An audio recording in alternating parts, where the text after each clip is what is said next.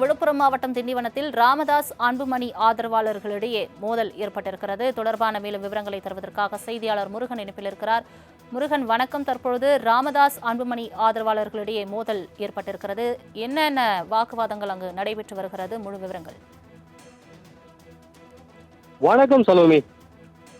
பாட்டாளி மக்கள் கட்சியின் தலைவர் டாக்டர் அன்புமணி மற்றும் பாட்டாளி மக்கள் கட்சியின் நிறுவனர் டாக்டர் ராமதாஸ் இடையே கருத்து வேறுபாடுகள் அதிகரித்து கடந்த சில மாதங்களாக தனித்தனியாக கூட்டங்கள் நடத்துவதும் தனித்தனியாக பொதுக்குழு கூட்டங்களையும் நடத்தி வருகின்றனர். இதே போன்று புதிய நிர்வாகிகளை நியமனம் செய்வதோடு பலரை கட்சி பொறுப்பிலிருந்து நீக்கியும் வருகின்றார்கள். இந்நிலையில் வருகின்ற 17ஆம் தேதி வன்னியர் இடஒதுக்கீடு பிரச்சனையில் கலந்து கொண்டு உயிர் நீத்த 21 நபர்களுக்கு நினைவஞ்சலி செலுத்துவதற்காக ஆண்டுதோறும் டாக்டர் அன்புமணி திண்டிவனத்தில் உள்ள வன்னியர் சங்க அலுவலகத்திற்கு வருவது வழக்கம்.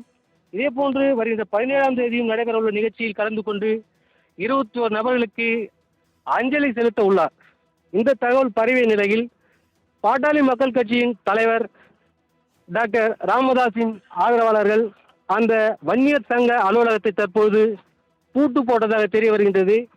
இந்த தகவல் அறிந்து டாக்டர் அன்புமணியின் ஆதரவாளர்கள் அங்கு வந்து அவர்களிடம் கடும் வாக்குவாதத்தில் ஈடுபட்டு வருகின்றனர். தகவல் அறிந்து சம்பவ இடத்துக்கு வந்த போலீசார் அவர்களை பேச்சுவார்த்தை நடத்தி திண்டிவனம் காவல் நிலையத்திற்கு அழைத்து சென்று விசாரணை மேற்கொண்டு வருகின்றார்கள். சலோமி. முழு விவரங்களுக்கு நன்றி முருகன்.